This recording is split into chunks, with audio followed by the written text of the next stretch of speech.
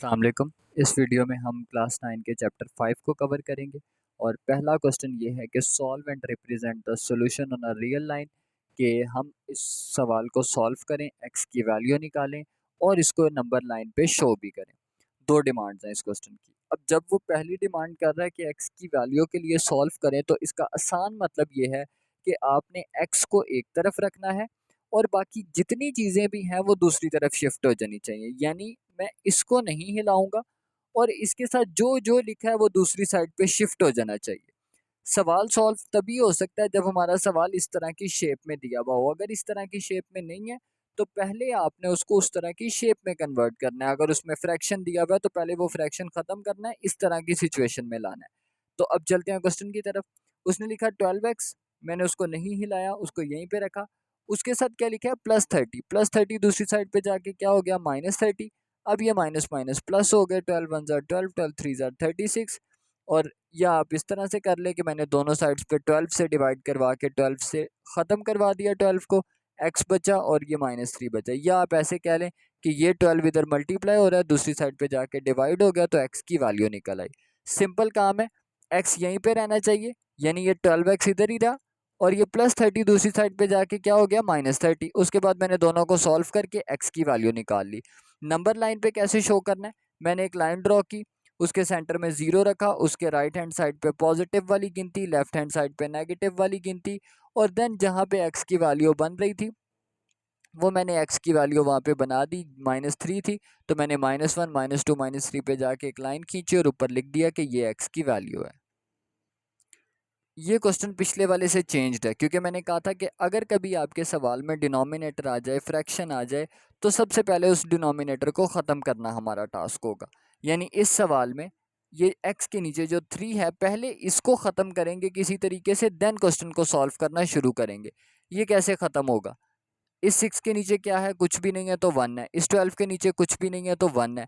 तो हम क्या करेंगे, 3 1 1 इनका एलसीएम निकालेंगे तो 3 1 और 1, इसका एलसीएम आएगा 3 1 जार 3, तो यानी 3 एलसीएम आ गया।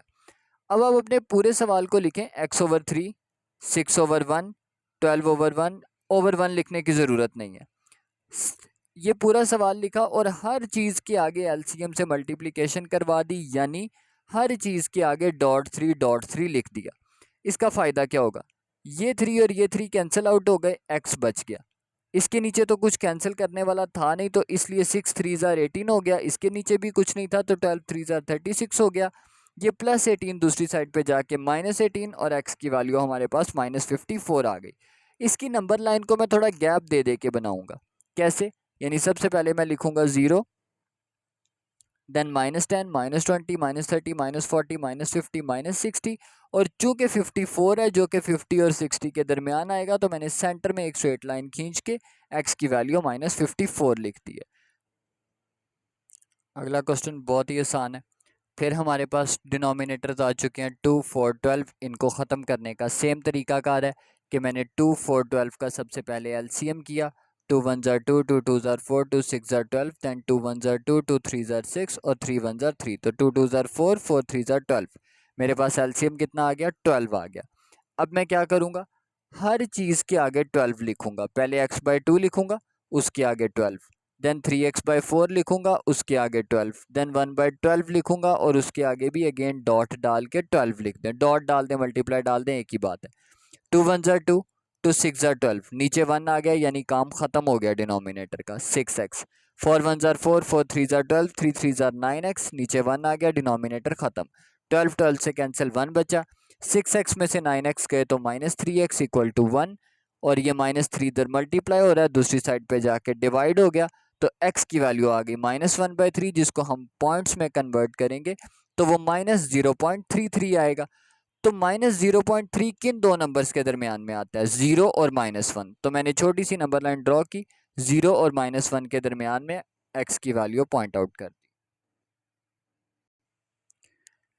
नेक्स्ट क्वेश्चन, 7 इस ब्रैकेट के अंदर मल्टीप्लाई हो रहा है, जस्ट ये एक कॉम्प्लिकेशन है इस सवाल में, बाकी ये सवाल बहुत आसान है। 7 2 जार 14x, 7 4 जार 28, बाकी 12x भी ऐसे ही आ गया, 2 भी ऐसे ही आ गया। सारे x एक तरफ होने चाहिए और सारे नंबर्स एक तरफ होने चाहिए। तो मैंने इक्वल दरमियान में मौजूद रहने दिया। जो +14x था उसको लेफ्ट हैंड साइड पे भेज दिया, -14x हो गया।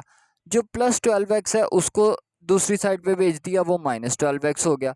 और जो +2 है वो इधर उठा के -2 बना दिया। यानी नंबर्स मुझे राइट हैंड साइड पे चाहिए और x वाले जो वेरिएबल्स हैं वो मुझे लेफ्ट हैंड पे चाहिए।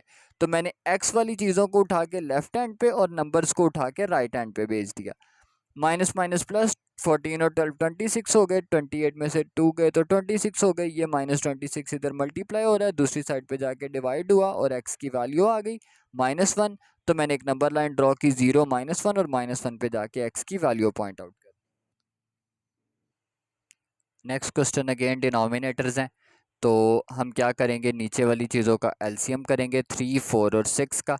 तो 3, 4 और 6 का एलसीएम करने पे 2 2 ज़ार 4 और 4 3 ज़ार 12 आया।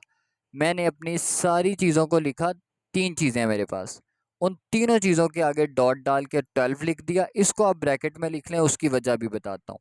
3 1 ज़ार 3, 3 4 ज़ार 12, 4 1 ज़ार 4, 4 3 ज़ार 12, 6 1 ज़ार 6, 6 2 ज़ार 12। तो नीचे हमारे पास 1 1 1 आ गया, यानी डिनोमिनेटर्स ख़त्म हो गए। ऊपर क्या क्या बचा, 4 बचा, और ये वाली पूरी ब्रैकेट में जो चीज़ है वो बची। इधर क्या बचा, 3 बचा, और ये 3x एज इट इज़ आ गया। ये 5 बचा और ये 2 हमारे पास इसी तरीके से कटिंग के बाद आ गया। 5 2 ज़ार 10, 3 3 ज़ार 9x, वो x एज इट इज़ आया। 4 अब अंदर दोनों चीज़ों के साथ मल्टीप्लाई होना है, इसी वजह से इसको ब्रैकेट में रखवाया। 4 2 ज़ार 8x, 4 1 ज़ार 4, 8x और 9x इधर ही रहेंगे, -4 उधर जाके +4, 10 + 4 14, 8x में से 9x गए तो 1x आ जाएगा। वो 1 लिखने की ज़रूरत नहीं है, साइन बड़ी वैल्यू का माइनस आएगा और माइनस दूसरी साइड पे शिफ्ट कर देंगे। और देन आप क्या करें, नंबर लाइन ड्रॉ कर लें। मैंने 7 7 के गैप से नंबर लाइन ड्रॉ कर ली, आप 10 10 के गैप से या 5 5 के भी कर सकते हैं। इस क्वेश्चन में अगेन डिनोमिनेटर्स हैं हमारे पास और दो डिनोमिनेटर्स हैं 10 और 5। मैं 10 और 5 का एलसीएम करूंगा, तो 10 और 5 के एलसीएम करवाने पे मेरे पास 10 आंसर आया। 10 और 5 है तो 2 5 ज़ार 10 और 5 1 ज़ार 5, तो 5 2 ज़ार 10 आ गया। अब मेरे पास चीज़ें कितनी हैं वो देखें, एक, बेशक इसके नीचे डिनोमिनेटर नहीं है पर स्टिल मैं इसके साथ मल्टीप्लाई करवाऊंगा, 2 और 3, क्योंकि इसके नीचे कुछ ना हो तो 1 तो ज़रूर होगा। तो बेसिकली तीन चीज़ें हैं, 5x/10, 9 और 10x/5। तो मैंने क्या किया, मैंने इन तीनों चीज़ों के साथ डॉट 10 डाल दिया। डॉट 10 का मतलब है एलसीएम से मल्टीप्लाई करवा रहा हूँ। 10 10 से कैंसिल हो गया, पीछे -5x बचा। 9 10 ज़ार 90, 5 1 ज़ार 5, 5 2 ज़ार 10, तो 10 2 ज़ार 20x आ गया। x सारे एक तरफ कर लें, नंबर सारे एक तरफ कर लें, और ये 15 इधर मल्टीप्लाई हो रहा है, दूसरी साइड पे जाके डिवाइड होगा और x की वैल्यू 6 आई और नंबर लाइन ड्रॉ करके उसको शो करवा देंगे।